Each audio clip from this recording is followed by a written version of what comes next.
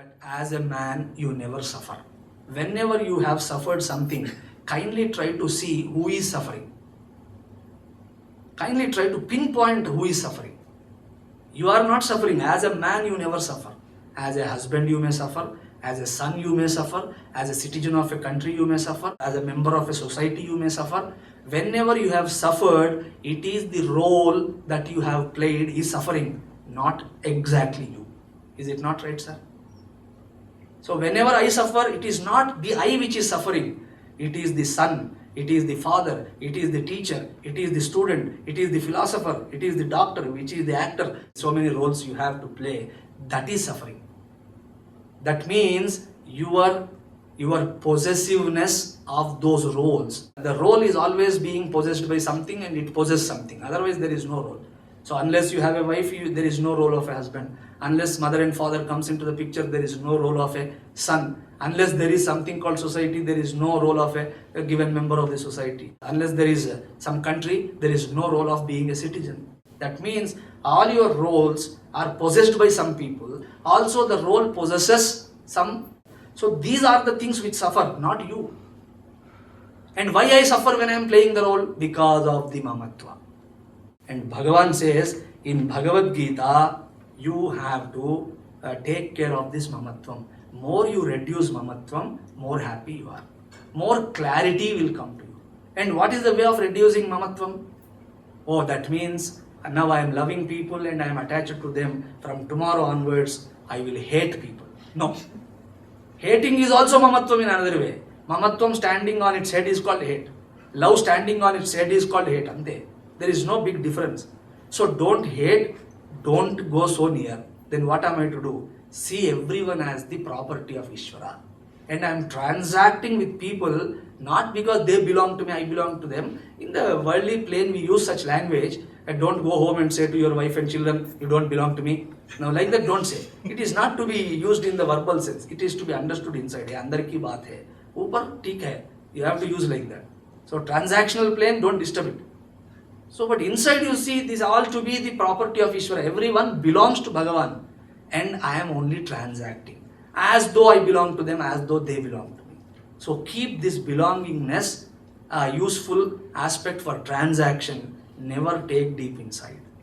Suppose if I give you a boat made of paper boat, there is nothing bad in playing with it. You can play. While children are playing with the paper boats, we also join them and cheer them up and we become cheerful too. But if you have the idea taking this paper boat, tomorrow I will cross over the Pacific Ocean, then problem starts. So use all your belongingness, you belong to somebody, somebody belonging to you, all your possessions, etc. as a paper boat. Play with them, that's all. But don't think they will help you cross over something. Right? So transactional utility it has. To that extent, keep it, that's all. And how can I do that? Bring Ishvara into your life. Don't lose sight of him. Always think I belong to him, I belong to him, I belong to him. In fact, what is bhakti? Bhakti is only one word. Your belongingness to Ishvara. You belong to him, that is bhakti. Already anyway belong to him. There is no other way. Unless I belong to him, I can never belong to anyone. That is a fundamental relationship. Then what is bhakti? Acknowledge that relationship. Satyapi bhedapagame natha tavaham namamakeenastvam samudro hi tarangaha kvachana samudro na tarangaha. Though the identity of Jiva and Ishvara is established, still the Jiva in the worldly plane belongs to Ishvara. Not that Ishvara belongs to him. Samudro hi tarangaha. So that acknowledgement that I belong to Bhagavan is called devotion. So such devotion if you can bring in, invoke such devotion in the heart, then this mamatva problem will come down. Because moment Bhagavan comes, everything belongs to him. I also belong to him, my children also belong to him, my parents also belong to him, my friends and foe, everyone belongs to him. That means my vision towards them, mamatva drishti is not no more there. Because everything belongs to Ishvara. So the Gita says the only answer for this mamatva or the only remedy or the medicine for this disease called mamatva is samatva. So what is spiritual journey? Mamatva to samatva. Samatvam yoga uchyate. Do you know from where this word comes? From the very Bhagavad Gita. Samatvam yoga uchyate. Yoga does not mean doing some kind of exercises. Yoga is not something which you do half an hour a day. Yoga is the life. And life of what? Samatvam. Samatvam is generally translated as equilibrium, like that.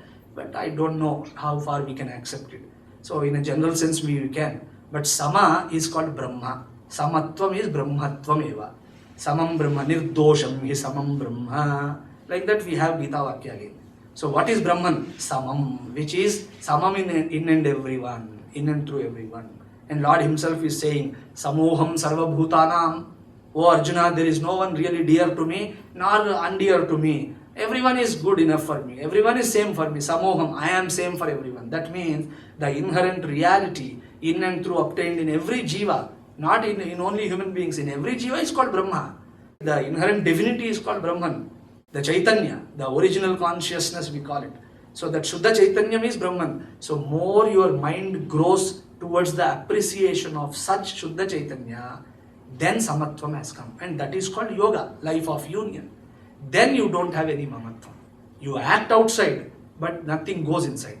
The best example is Krishna's life. The greatest example for this is Krishna's life. When he is with Gopikas, read Bhagavatam, Rasa Leela and all that, you will be simply flabbergasted to see this man. One who gives the teaching of Gita, he is playing with the Gopikas. You can read that. Rasa Panchadhyaya is there in Bhagavata, wonderful text. And when he is with Gopikas and all that, he never bothered to be a teacher like that. He was very much with them. Read Brahmastuti, the way he is moving around his friends and all that. There is one friend who has put laddu in his mouth and he was about to eat it. And somehow Krishna sensed that this fellow is eating laddu. Do you know what he did? Krishna puts his hand into the mouth of that gwala and takes the laddu out, or snatches out, not even taking it. He snatches it out and he eats. And in one hand he has the curd rice and with some pickle also. They mention that. In Bhagavata it comes, he is eating pickle also. That means pickle eating is very good, okay? So he has curd rice and pickle. Another hand he holds a kind of some instrument to play, and another place he has some venu and all that, and that curd rice is all around his mouth. It's not that he is eating like Rama. Rama follows the rules and Krishna breaks the rule, that's all. That is why in even Bharatanatyam, when Rama comes, those fellows come very straight. Rama is always straight, ready for a family photo. Whenever you see, he is ready for the family picture. And Krishna, in Bharatanatyam you can see, Krishna is never straight, Tribhanga. At least a distortion in three ways. That is called Tribhanga, the way he stands. I don't know how he is standing. Here also Tribhanga is there. You can see inside. That means he is never straight, he never follows any rule. Because Rama is Dharma, Krishna is Ananda. In Ananda, what rule is there? So I want Krishna. Yes, you can, but first become Rama. Rama came first. That means follow Dharma. Then Ananda. Without Dharma, there is no Ananda. So the way he is eating is no Shuddhi. And seeing this Vrindavana and the Leelas of Krishna, Brahmadeva got confused. We thought not Narayana incarnated on earth in the form of Krishna. No, what is this person? Follows no rule, no regulation, no good eating, and the way he is snatching things from the mouths of the people. So that shows he was just with the people. So he is Bhagavan himself, still see. That means he is acting with people, he was with people. And once he leaves Vrindavana and goes to Mathura, it's a very great incident, sir. You have to contemplate on all these things.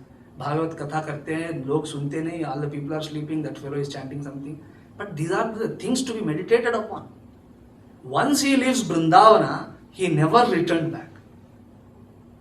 And all the gopis, all the Gwala Balas with whom he had such a rasa. Rasa means don't imagine some wild kind of things. Rasanam samuho rasaha iti. Wherein all Navarasas are there. The total living is called Rasa Leela, where Lord is present completely and his devotees are completely present. It's not like our satsang, I will be teaching and you are here but your mind has gone somewhere, it is roaming somewhere and waiting just for the talk to be completed. Like that because we are serving some prasadam now. So all that, no. Rasa is complete presence where you enjoy all the rasas. So like that, one, he is so associated with them, and you can read the stories of gopis and Krishna and their attachment, their love for Krishna and all that. But once he leaves for Madura, never looked back.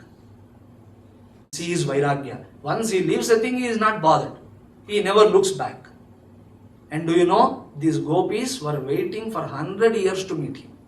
All the people, including Nanda Baba and all these people. And they had one opportunity during Surya Grahana in Kurukshetra. Then everyone gathered and these gopis came to Krishna. Now Krishna is 100 years. Okay, not that same Balagopal. He is a young Gopala. Swamiji, 100 years and young? Yes, at that time he was young. That is how the lifespan was. So he was still young. Then these people went and prayed to him. We had a very good fortune of being associated with you. Kindly show us the way to attain you. Then there, he blesses them with Atma Jnana. That episode is all there in Bhagavad.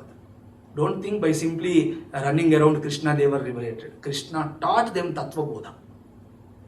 And they could instantaneously receive it because of their Chittam is so pure, Chitta Shuddhi, because they are always thinking on the Lord. Krishna, Krishna, Krishna, Krishna. That's all Chitta Shuddhi has come. And Chitta Shuddhi is there, one word is enough to ignite. Yesterday I was saying that for a highly qualified person, no meditation, no yoga, nothing. One small word, Tattvamasi, is enough. That's all.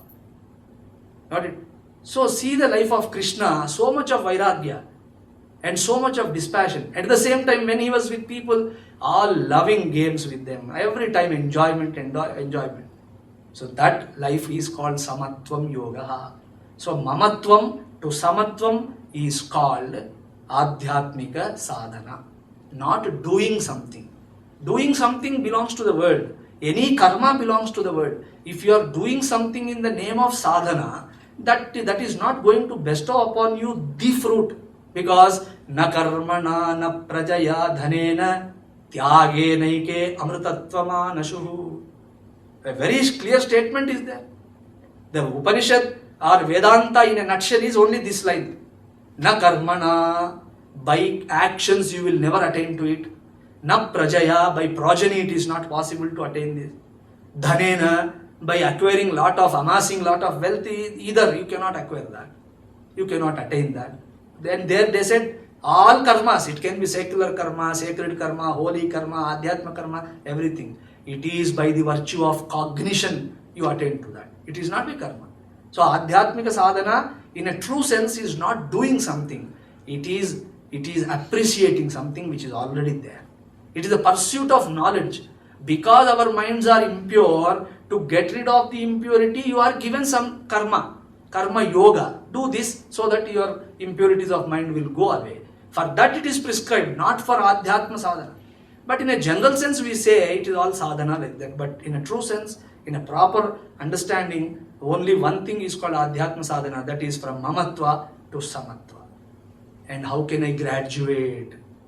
How can I go to that samatva? Here also, Bhagavan clearly says this samatvam can be achieved by an individual by only one thing. Shraddhavan labhate jnanam. A very beautiful statement. Shraddhavan labhate jnanam. Not everyone can come to this. Everyone is entangled in mamatvam. To get rid of mamatvam, you need shraddha. And yoyat shraddha sayeva saha.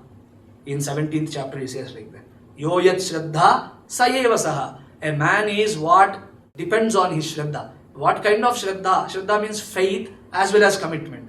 What kind of faith one entertains or one has in his art, so will be he, that's all. Even if you try to bring so many things to him, he won't understand, because the shraddha ultimately matters. Faith is something which matters. If we don't have proper faith, in the name of sadhakas, we will become badhakas. Most of us claim ourselves to be sadhaka. I would tell, remove that sa and put ba. Sadhaka means one who is doing sadhana. Badhaka is one who gives badha. Badha means problems to all others. अरे घर में एक सत्संग वाला हो गया, कितना शब्द है महाराज, exactly. And sometimes this household ladies come to me and say, Maharaj, can you help me out of a problem? I said, yes, certainly, if I can, I will. Can you do one thing? Can you make my husband stop doing puja? I said, what is this prayer? What is this help I am going to do? You want your husband not to do puja? Yes. Are you in senses? Yes, I am. Why like that? He is doing puja after all, good for your family like that, invoking the blessing. Forget about invoking the blessings and all that. That fellow is doing 45 minutes of puja, and in that 45 minutes accumulates so much of steam.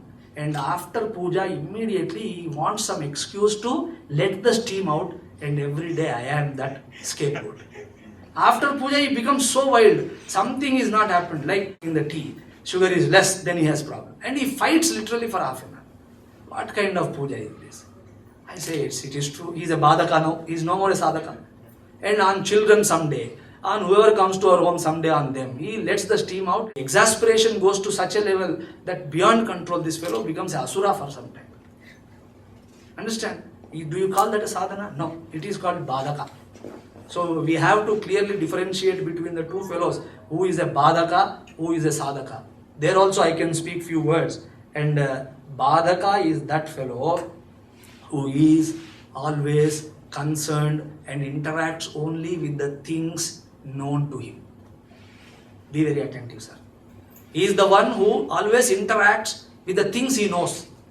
And that interaction is not a healthy interaction. It is only to create problem. And who is sadhaka? Sadhaka is the one who jumps into unknown. Understand?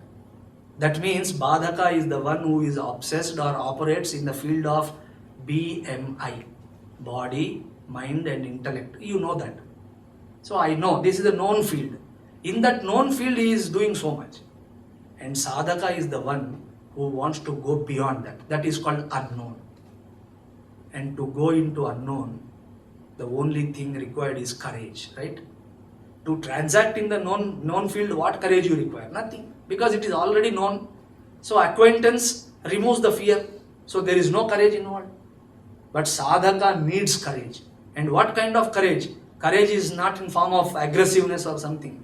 The courage, when I am using the word, it denotes the inner strength. Inner strength to face the darkness. To know that unknown. Am I only the body? Am I only the mind? Am I only the intellect? Or beyond something? Beyond these things do I exist? Like that, to even to entertain such question, you need so much of inner strength. Nayamatma balahine nolabhyaha. Atman is never attained by the people who are balahinaha. Balahinaha is weakling fellows can never come to here.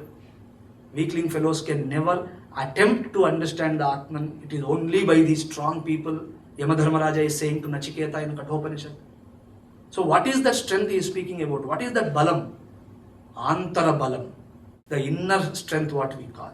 So badaka is the one who always roams in the known and creates problems. And sadhaka is the one who never bothers about the known things and transacts very well with them. And at the same time has great courage to jump in the unknown and understand that. That is one quality.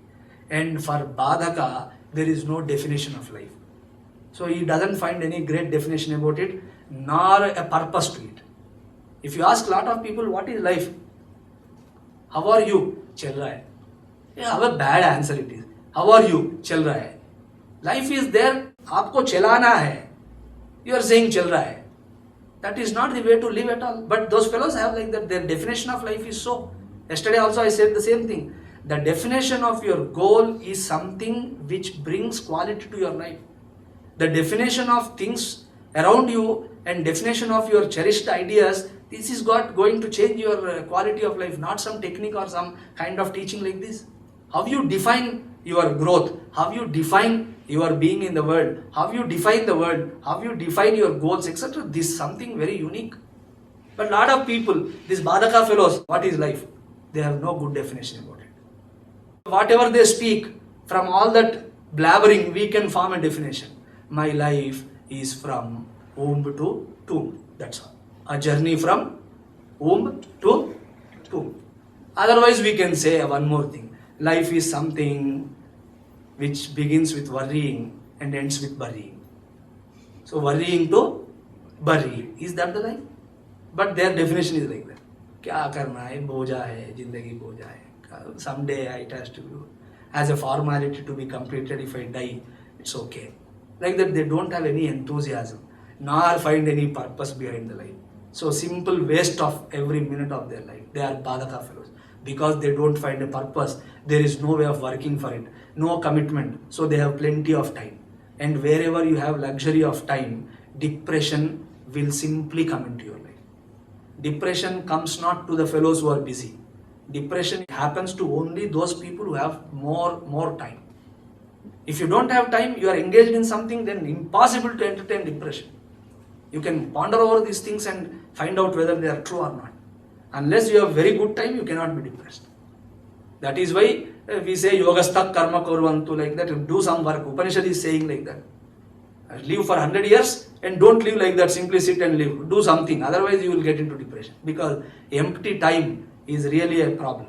So like that, because he has plenty of time, luxury of time, he will jump on others, he will try to judge others, he will try to give suggestions to others. Why don't you change your life like this? Why don't you take up this? And always ready with some suggestion for others.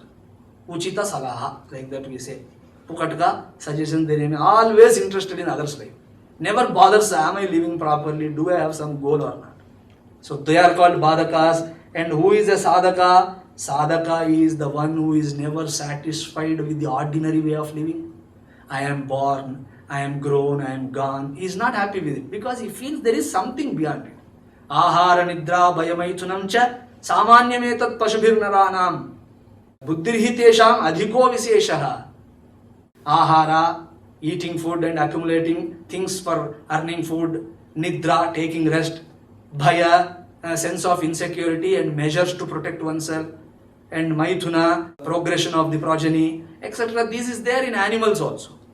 So if one is operating his life only for these four things, that means he is no better than an animal. Samanyametat pashubhir naranam, naranam pashubhihi samanameva. So there one shares the common ground with the animal kingdom. Buddhirhi tesham adhiko viseshaha. There are few people who use their intellect. Then they question, is life only confined to these things? That eat and get married one day and produce children and die. That's all. Is this the life? Or something else is there? This fellow is called Sadhaka. One who inquires about the purpose of it. The life and the beauty and its purpose. He is called Sadhaka. So he is not really happy with the little enjoyments and kind of little perks that life is offering him, and eating them he is so happy, and after some time is sorrow again happiness, again sorrow, again happiness, again sorrow. Like that in Mundaka Upanishad we have an imagery of one bird sitting on the higher branches of a tree, another bird is sitting on the lower branches. The bird sitting on the higher branch never eats anything, always happy. And the bird on the lower branches eats different kinds of fruits. When it eats sweet fruit, then it is happy. Sometimes in course of eating, bitter things also come. And when it eats the bitter ones, it becomes unhappy. Like that we have a imagery. Don't think it is of some bird. It is about you and me. That is the jiva. Sometimes good karma phala comes in the form of sukha. Then you are so happy. Oh, I am so happy. Then immediately follows the Papa Phala also. Then you feel very dejected. So like that you are given to different moods because of the Prarabdhajanya Sukha Dukkhadaya. And one who is given to moods is called Moodaha. That's all. Who is Moodamati? One who is given to moods. Always some mood or the other disturbing him. So like that, with these kind of things, the sadhaka is not obsessed with. He thinks there is something higher and he tries to find it out and dedicate a portion of his time for it. And another difference is Badhaka is an intellectual. And Sadhaka is intelligent. Words appear same. If you go to dictionary, more or less same meaning will come. But there is a difference according to me. And what is the difference? Intellectual is the one who tries to analyze the issues of others. Never focuses on himself. Somebody has some problem and he analyzes it. Somebody is suffering with something, he is analyzing. So all the time he is busy analyzing someone else's issues and finding answers for their problem, forgetting his own problem. That means we are so intellectual that we try to analyze others' problem. Even if they don't ask, we analyze. And I know a lot of people, and particularly the astrology people are like that. We don't even ask them, they do all the calculation and they come to me, Swamiji, your astrology is like this. Who asked you? No, I myself did. Why? Who asked you to do that? I am not interested in any astrology. Because astrology is affecting only body. I don't want to think that I am body. Why you are unnecessarily forcing me to think that I am body? But yes, plenty of time what to do, analyzing everyone's astrology and going to them. And this year you will have Shani, so why don't you offer something to Shani Deva and do some Dhanam charity and give some suggestions and wants to be a big brother figure all the time? What is this nonsense? What is that you are going to get by analyzing others' problem? No Swami ji, सेवा भी करना है ना. पहले आपका उद्धार करो. उद्धरेद आत्मनात्मान आत्मैव हि आत्मनो बंधु. Be concerned with your uddharana. Don't try to do uddharana of other people. Why should not I? Because it is Ishvara's job. Why should you do that? It is all his property. He will take care. Why you want to unnecessarily involve and correct his property? अगर सब लोगों का उद्धार करना है, he will take care. Don't be worried. No, I want to make everyone happy. Never try for that. Okay? Rama Krishna failed in that. Rama Krishna could not make a few people happy. Understand? So why you want to try? Then what am I supposed to do? Don't make anyone unhappy. That's all. Don't worry about making people happy. Don't make them unhappy. You deliberately you can try for that. Understand? But we have weird things in mind and say we are so spiritual, so pious, so loving, so kind because I always dedicate my time for others. Don't dedicate. That's what we are saying. Don't ever dedicate time for those things. But intellectuals are those people like that. And when they more focus on the people, their problems and analyze, find solutions and give the solution to them. And when they don't follow, they develop a kind of grudge and ill feeling towards them. Maharaj, I did so much for him and he never acknowledged, nor he follows my suggestion. What a kind of papi that fellow is. You go to that level wherein you are saying he is papi, that's all. This is a very bad thing. So this is again a step for ahankara. So don't worry. Then who is a sadhaka? Sadhaka is an intelligent person. He is not an intellectual. Intellectual is the one who is ever sorrow-ridden fellow. Intelligent person is the one who analyzes his own experiences. Not others' problems. His own experience he analyzes. And never holding the person's situations to be responsible for it. And seeing his contribution towards the experience, are the good or bad, what is that I have done by which this kind of situation consequence is born. Like that, more and more you do that intellection, then comes the ability to inquire into nature of things. Inquiry is called vicharana. Unless you become intelligent enough to see your own experiences and learn from them, the ability to inquire into the profound things is not possible. Understand? If you try without preparation, that vichara heats up your head so much that you will tend to lose interest in Vedanta. Many people don't like Vedanta only because of this reason. When I see for myself, Vedanta should be liked by everyone. Because in the world, people call you names. Ask some person, what is your opinion about him? They say he is a donkey. And somebody is saying he is a dog. Somebody says he is a very ill fellow. Somebody says this and that. We are the only people who say you are Brahman. And people should really like us, right? The Vedantic teaching says you are not donkey, you are not dog, you are not everything. Anything of the world. You are Satchidananda Brahma. My God. Even your wife never acknowledged you like that. We say you are Brahman. So you should really like that. But people don't like Vedanta. Why? Because in the name of Vedantic inquiry, a migraine develops. And do you know the reason for such migraine? Because the lack of preparedness. People come to me and tell me that Swamiji, Vedanta is a very dry subject, It is never juicy. I tell them it is real juice. Vedanta is the summit of optimism. Like that Swami Ramatirtha talks in one lecture. It is the heights of the optimism. It is not pessimism. It is not rejecting the world. It is not sitting with dull face and all that. It is not for the people with long faces and all that. Ramatirtha's words vibrate with such love and joy.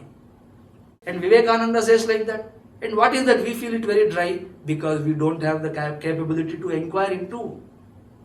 Understand? Inquiry is something very important.